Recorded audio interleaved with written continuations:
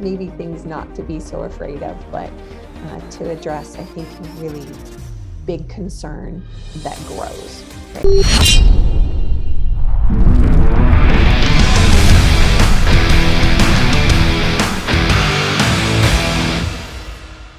Well, hello, everyone, and welcome to another edition of the Ronin Leadership Podcast. It's been a couple of weeks where I've actually been home doing the podcast. We were on a trip, my wife and I, Janice, we were on a trip to the Vietnam and Cambodia for a couple of weeks. I managed to squeeze out one podcast while we were on the trip, but it's good to be home and good to be back in the groove of the podcast. Really excited about today's podcast, which I'll tell you in a second, but as always, I have to do a shameless plug. So if you have not done so already, please pick up a copy of The Art of Ronin Leadership, or my second book, The Art of Executing Ronin Leadership Strategies. The first one is more of a roadmap on leadership through the lens of my journey. The other one based on feedback. The second one is really more of a how-to hands-on book. But you can get those at Amazon.com or MikeHowardAuthor.com. And of course, thanks for all your feedback on previous podcasts. If you like the podcast, continue to hit the subscribe button, tell your friends, family, enemies, everybody, tell everyone about it so we can get more subscribers. But anyway, enough of that. So today I have the extreme pleasure of being able to talk to a dear friend of mine, a colleague in the industry, and someone I consider to be an exceptional leader, Stefanie Drysdale. Stefanie is the Vice President of Cyber at Prescient. Prescient is a global firm involved in investigations and intelligence and cyber and due diligence. Stefanie herself is on a podcast once a week, which I highly recommend. Go on LinkedIn and check it out because she gives a wealth of information about the state of play regarding cyber, and we could talk about that later. But Stefanie, welcome to the podcast, and so happy that you're here. Thank you, Mike. Thank you for having me and for all of your nice words. You're welcome. Well, this is a podcast on leadership, and I consider you to be a good leader, but all leaders have different, journeys. And so each journey is different, but there are some similarities, and we can kind of talk about that. So tell us your journey. How did Stefanie Drysdale end up becoming Vice President of Cyber at Prescient? What was your journey like? I would love to tell you that I had this really great strategy and, worked the plan and everything turned out exactly the way I hoped it would. But it was everything but that. It was really just kind of walking out a path and not really knowing how it was going to end up, and just, going with your gut and following it where it led.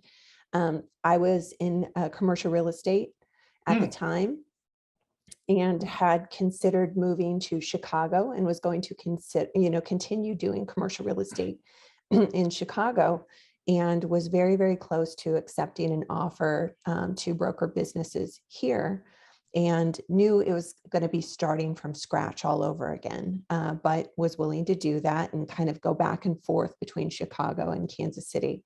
Mm-hmm. And I was approached on LinkedIn by a headhunter that asked me to come talk to Prescient.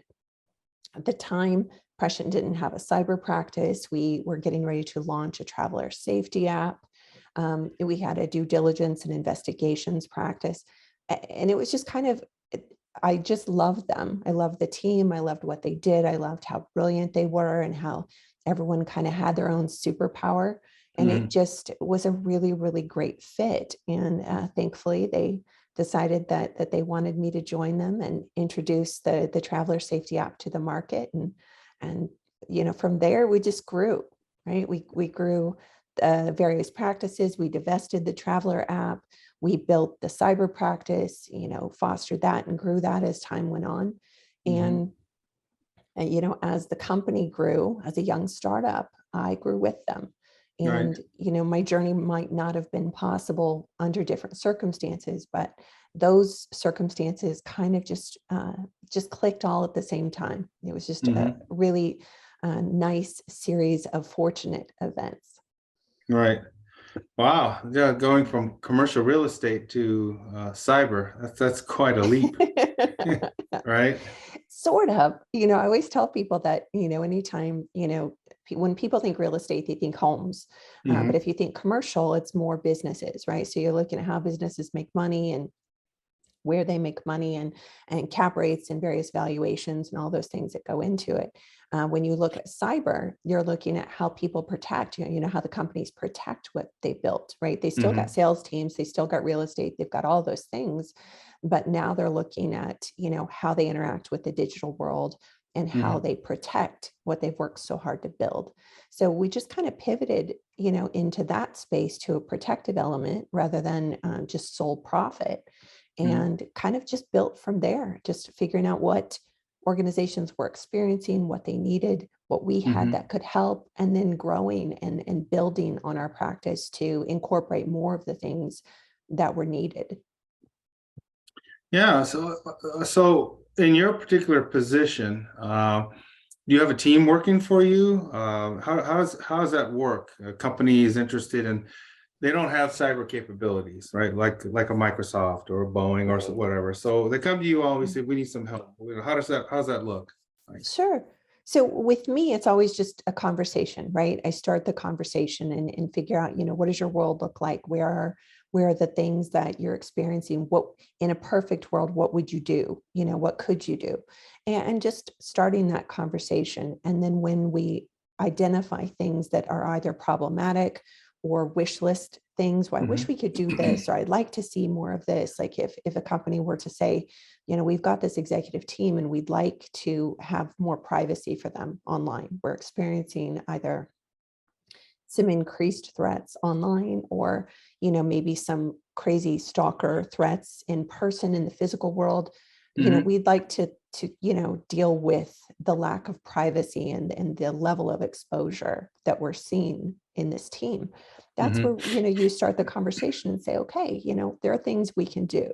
There are things in the industry, there are things that we've worked very hard to develop and really fine tune with people like yourself, incorporating their feedback into making it really, really customized to a CSO or a CISO, that caters to the CEOs and the rest of the C-suite and the board, to Mhm. just make sure that what we're doing fits in with what they need. Right. That's the advantage of working for a startup, right? Is that you Yeah. don't have these giant, Queen Marys to turn around. Yeah. We're very agile. Yeah. No, that's important, and I remember at Microsoft, I remember people asked me, well, so how do you choose a vendor or how do you choose somebody to come work with you? I said, well, how much do they know about our strategy? How much do they know about my lines of business? How much they know about my pain points, and Yeah. the people that took the time to actually do that were the ones that I wanted to bring into the conversation. And you kind of said the same thing with how you approach enterprises. But another thing struck me that you said when we're going back to this, the whole thing of leadership, right? So we used to have a mantra that we're security people, but we're business people first. Our business happens to be security, right? Yes. And it just struck me because at least in the physical security world, it's still primarily populated with folks like me, right? Somebody with three-letter organizations behind them or military or whatever. But a lot of us have argued for years that that's okay to have that, but we could see a world where CSOs are really, top flight business people, and they learn the verticals and hire the right, subject matter experts. It seems like in your case, that was it. You didn't come from a cyber background per se. You weren't a CISO, but Right. obviously Prescient looked at you as being able to build a business, and number Right. one, and figure out, what subject matter expertise you needed to get the job done. Is that correct? Yeah, and you touched on a few really interesting points, I think. Um, with business enablement and that empowerment, the whole thought behind what Prescient was doing in the beginning was, if you wanted to say go into business or do business with a company that was maybe based in another country or a higher risk country, Mhm. let's say that you wanted to go into business with a Nigerian company. Um, Traditionally, you might just pass on that deal, Mhm. and say, I don't know enough about it. I don't know the market. I just don't feel comfortable. We like to say that we give you the information so that you can go into a situation empowered. That, we may give you a stack of papers that tells you every Mm. scary bad thing that could go wrong, but Right. we also want you to go in with both eyes open and say, hey, I feel like now I know enough to structure Mhm. this deal in a way where I can safely and smartly go into this engagement.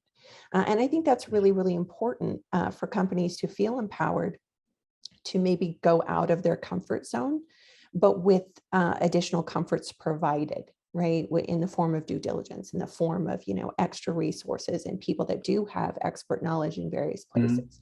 So I think that was really, an important point for me, is just to not necessarily go the fear factor route, but to go the empowerment route so that businesses Mhm. can take those chances and, go into areas that they previously might have opted out of. Yeah, I love that word empowerment. I haven't heard it put in those terms. But yeah, but you're spot on. We in our industry, we can't be the no police all the time. No, you can't do this. No, you can't do this. Because Exactly. you got to conduct business. So, I like that. Um, so as you look at the world of cyber, um, and you get this all the time, you get the question all the time, but that's the inevitable question. What's on the horizon that you're most afraid of? I don't think in terms of fear very often. I've been Mhm. accused of being fearless, and that may, come back to bite me. But, I Nah. don't I don't think in terms of fear so much. I think in terms of preparedness and cooperation. Mhm. To your earlier point with the industry and a lot of people coming from backgrounds like yours. To your point, I didn't come from a background like yours, but I wasn't brought in to be a practitioner for the work that you do. I was brought Mhm. in to communicate, right? So that's why, I pride myself on the cyber to English translation, right? Because I can Mhm. communicate what we do in a way that everyone can understand it. I don't need to be the practitioner behind that. And for, people in your position to maybe get used to seeing someone that maybe comes in a different package, that Yeah. doesn't look like you, that doesn't come from that background, to be able to say, this is my superpower, right? As former law enforcement, former agency, that kind of thing. But for me, my superpower is different, right? It Mhm. might it might have those soft skills that we can, argue all day about, how valuable soft skills are. Yeah. But it also will just be, hey, when someone needs to do something, we want to look at our toolbox of professionals and say, Mike's the best person for this job. Stephanie's the best person for this job. And in the industry, I think that's what I'm wanting to see more of, maybe in a faster pace, is the diversity and the inclusion, the training, the skill up for people to be not necessarily be expected to have 10 years of entry level experience before they're Right. considered for a role. We don't have the time or the luxury as an industry to wait for that. We really need to include people and bring them into the fold and understand that I promise you, the hacker that's attacking probably doesn't all you have all of his certs. You're And right. that's not to discredit, the guy you hired to lead that has his, because that's really important for his role. Right. But also have people on your team that maybe don't fit the mold, who don't look like everybody else. And I think that will kind of get us into a better place with, maybe things not to be so afraid of, but to address, I think, a really big concern that grows, right? That's Yeah. growing daily. Yeah. No, that's well said.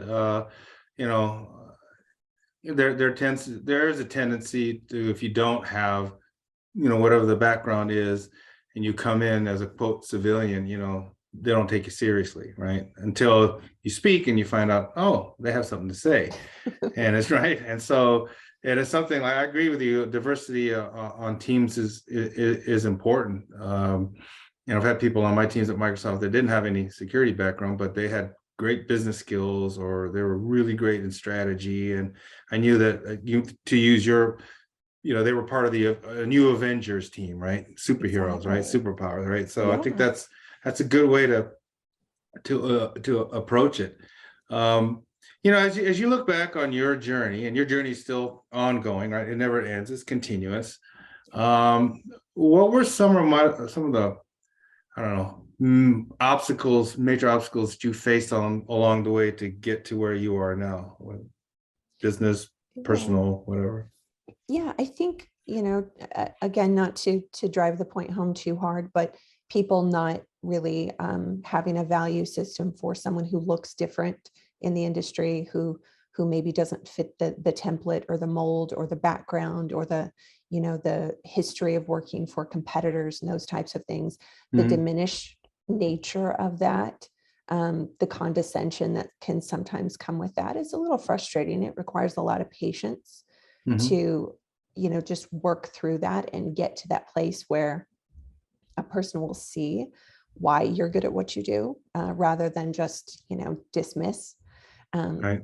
Those were challenges, I think, at different stages. Working for startups, right? A lot of changes, a lot of pivots. We do this today, tomorrow we do this. Like, let's Mm-hmm. evolve. This is your leadership today. And granted, that's just a normal part of startups, right? What works, what doesn't, how do we best grow, what's working. We thought this would be the big thing that was well received, but it ends up being this other thing. So let's reallocate. Let's do all this. So I think we've definitely gone down that road Mm-hmm. with just being incredibly flexible. Again, agility is really, really important, Right. and then that entrepreneurial aspect, right? To be able to manage yourself and not need someone to tell you, what time did you wake up today? Did you clock in? Did you clock out? Kind of thing. Right. Yeah, just being very entrepreneurial and knowing that, that's what you need to be in that kind of leadership role, in that kind of company, was really helpful for me. Yeah. Yeah. Yeah. That certainly is. I could see where you might have had some obstacles along the way, but you've always had a great attitude, and always a can-do, positive attitude, which I think is also important in the world of leadership, right? Yeah. You're gonna run into stuff every day, and you just have to, Mhm. keep moving forward, right? That's just the essence of leadership, right? Yeah, absolutely. And there are people like yourself. I always tell everyone when I introduce you, because it's such a core memory for me, is going into security and cybersecurity early on, just the value and the huge impact that I don't want anyone to ever underestimate how valuable they can be to someone else. And you were one of those people for me when I very first started.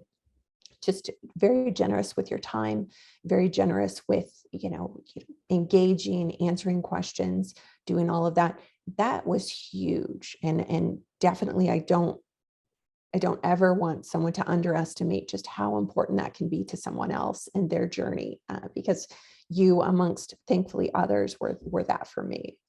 Yeah, no, I appreciate that, and it's been fun watching you in your journey, and as it continues, right? It's been a kick. Uh, so going back to more of let's dial it back a little bit to the business aspect. So I've been out of the game since 2018. Still keep my toes in a little bit to see what's going on, right? You got lucky. You missed the pandemic. I know, right? Thank God, thank you. But I know, right? But so as you look at, in my time, and I just wrote a blog piece about this yesterday, as a matter of fact, in companies, you either had, kind of one entity that had responsibility for end-to-end enterprise risk.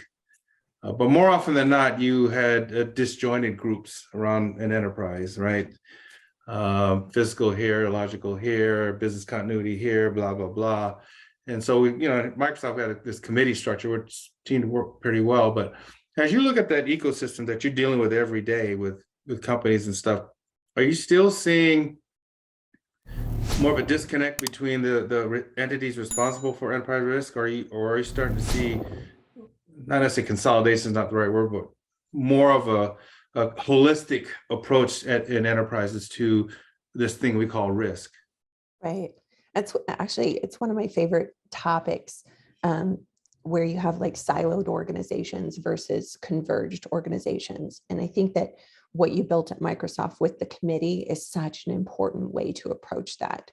Um, there's no one in the organization that doesn't touch a device. So, right, everyone has to be at least somewhat versed in cybersecurity because you touch a device. Physical security, if you have, access control, if you have a badge that will open a door, you have to be versed in physical security to a degree, right? You got to be aware of tailgaters and, social engineers and all of that stuff.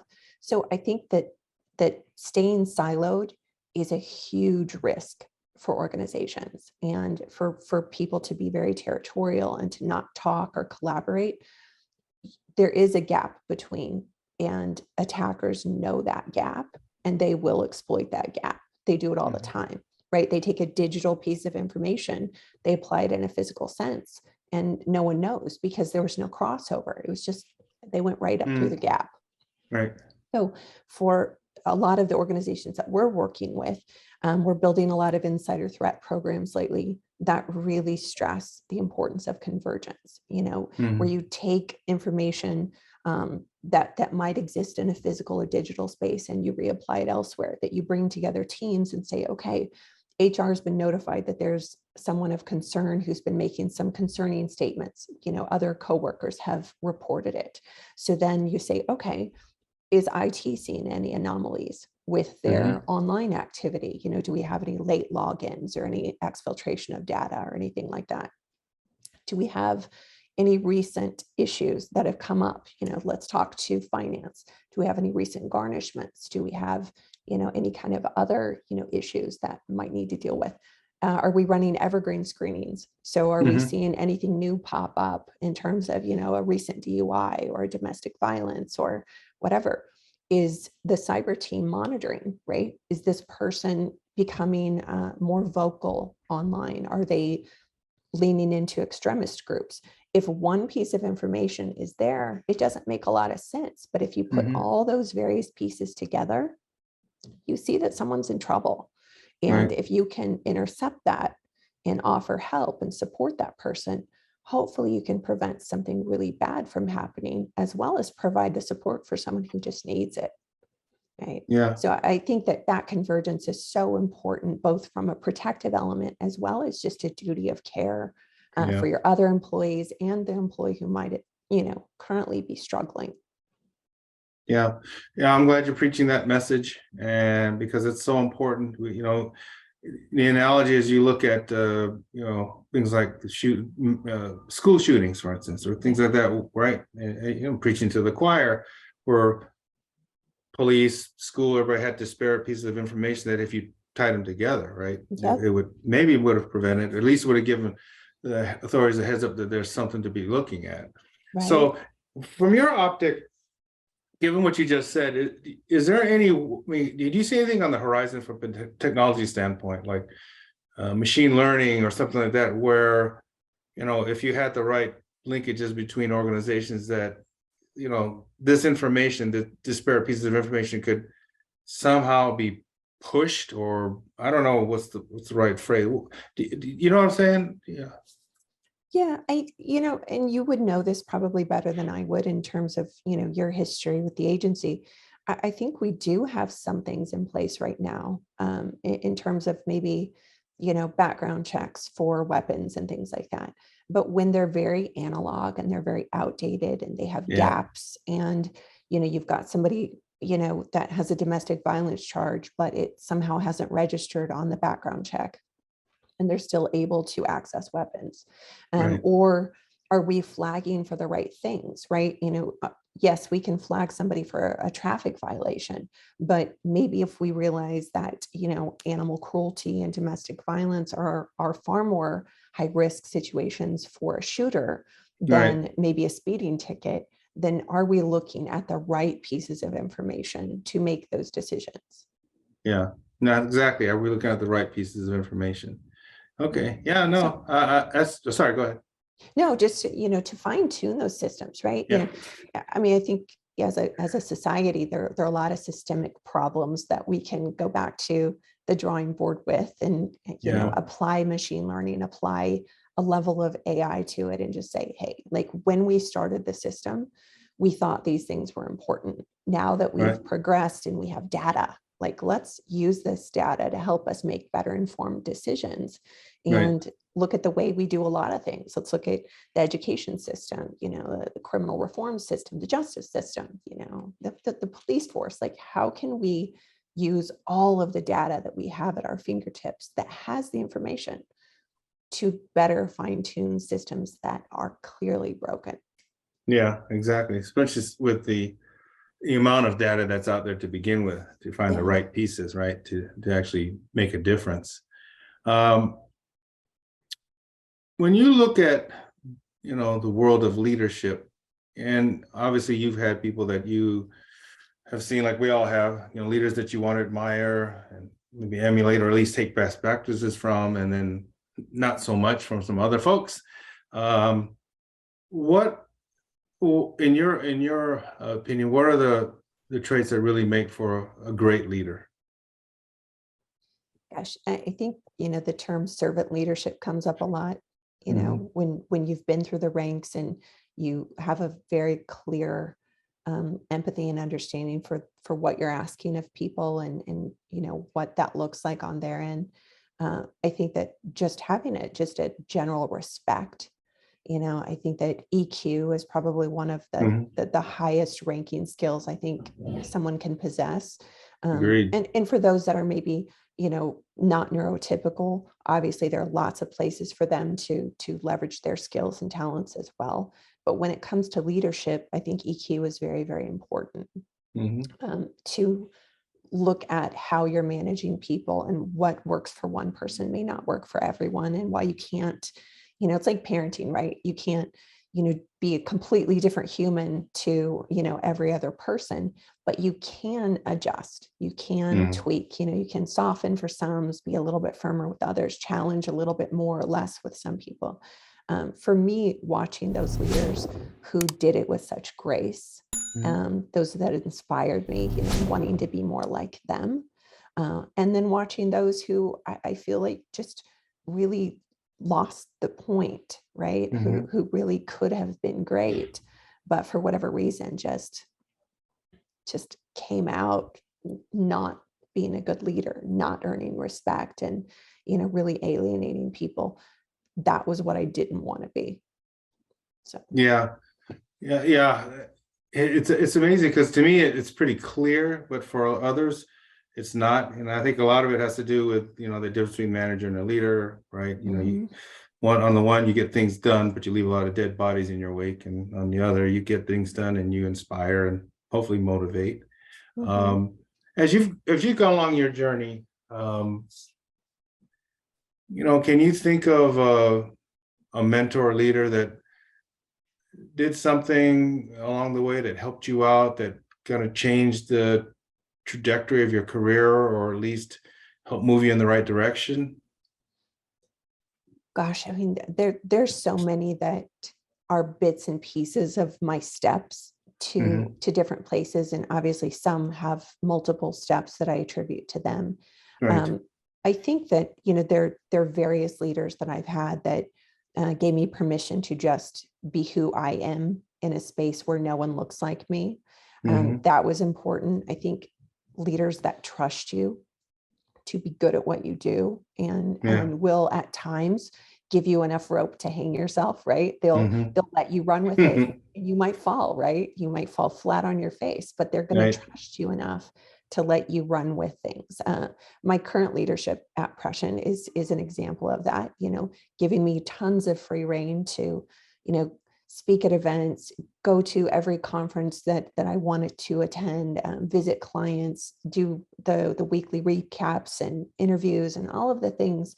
That wasn't always that way, that trust and that respect wasn't always there with, leaders that I've had prior.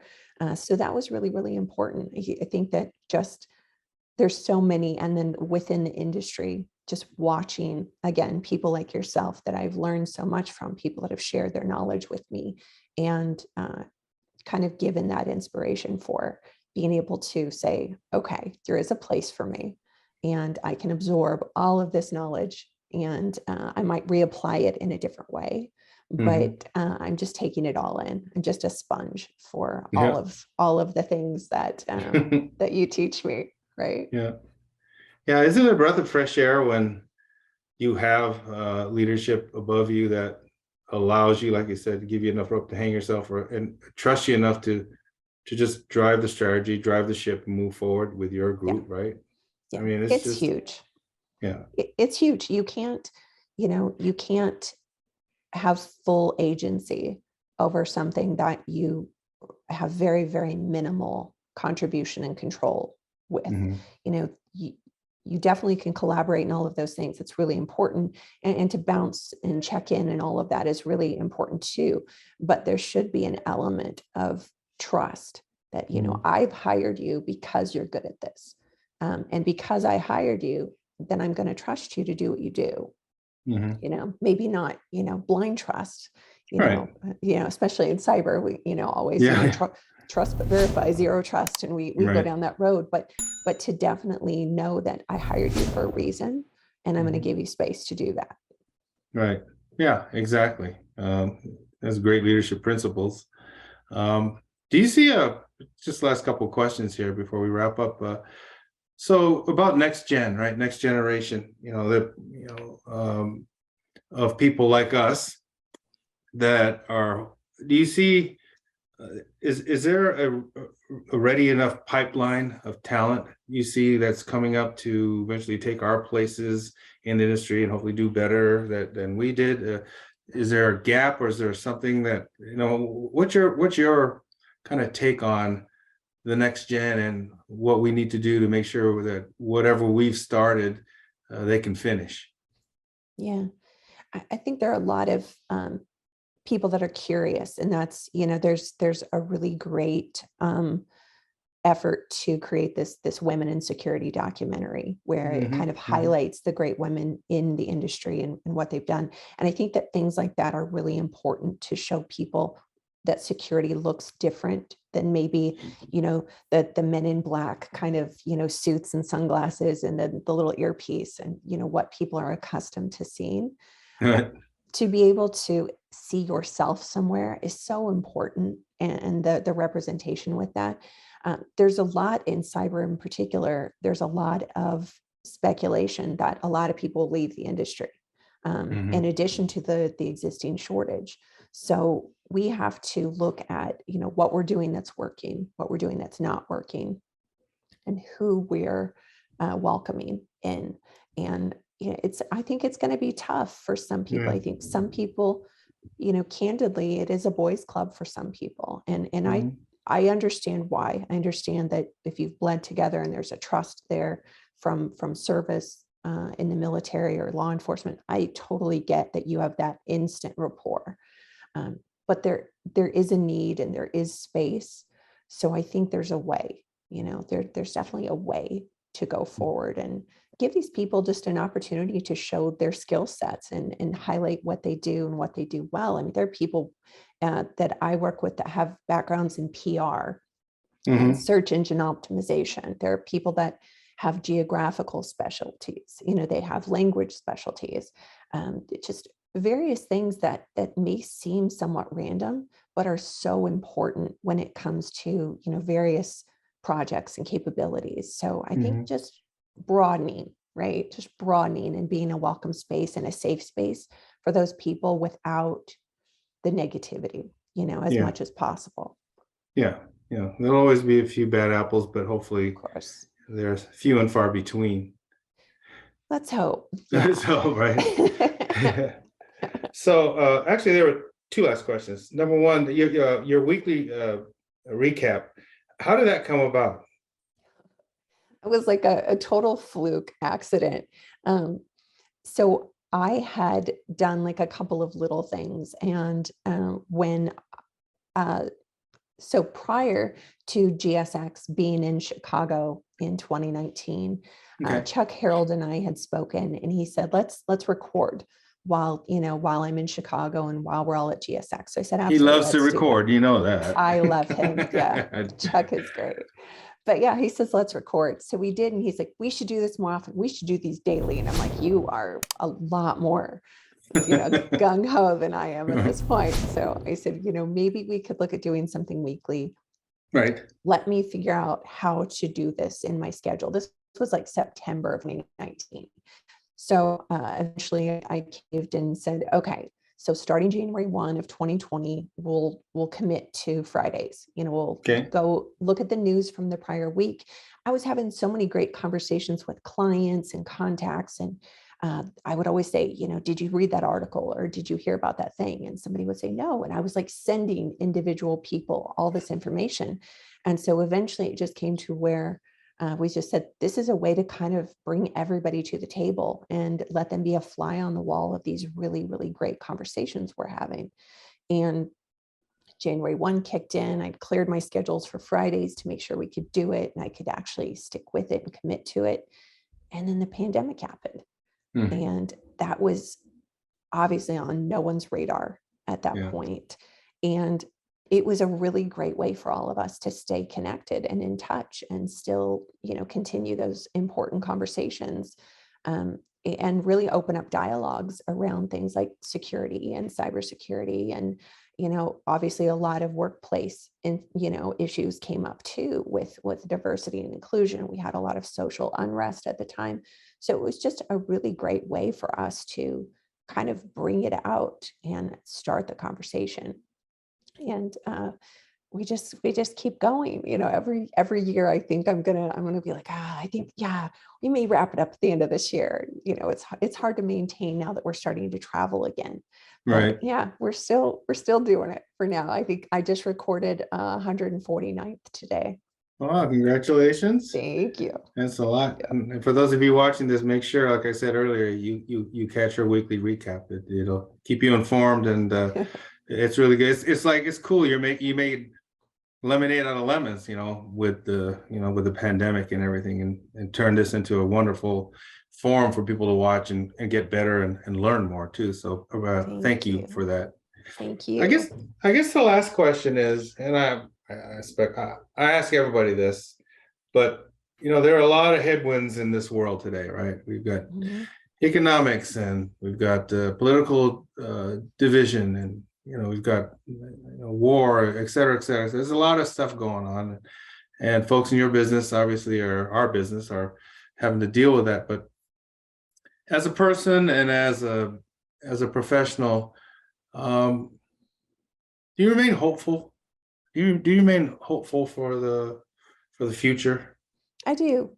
I was talking to somebody the other day and they said, with all you see in cyber, does it make you lose faith in humanity? You see all the, the downside and the hidden things come to light, the things that people try to hide and they can't.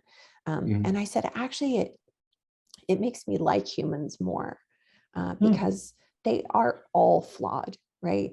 And I think that with the unrest and all of the things that you mentioned, I think that so much was hidden before, right? We still had the Me Too situation. We still had, brutality and violence and racism and misogyny and all of these things. We had all of this crime, cybercrime. Sure. We had all of the things, but now it's just more visible and people are sharing it openly and they're starting conversations. And in uncomfortable ways, people are finding their communities. So people are feeling emboldened to speak up about how they feel about things, both in good and bad ways. So no longer are they hiding behind a cute little business suit, being like this really buttoned up person on the outside, but then they go home and they're secretly hateful in, however many ways.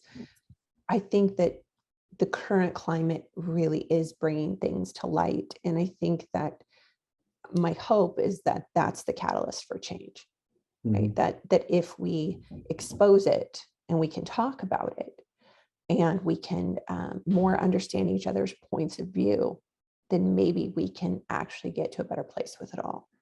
Yeah. So, Well said. so that's my Well, hope. That's my hope. well said. I love it. That's should be all of our, and collectively should be our hope too, right? So, yeah.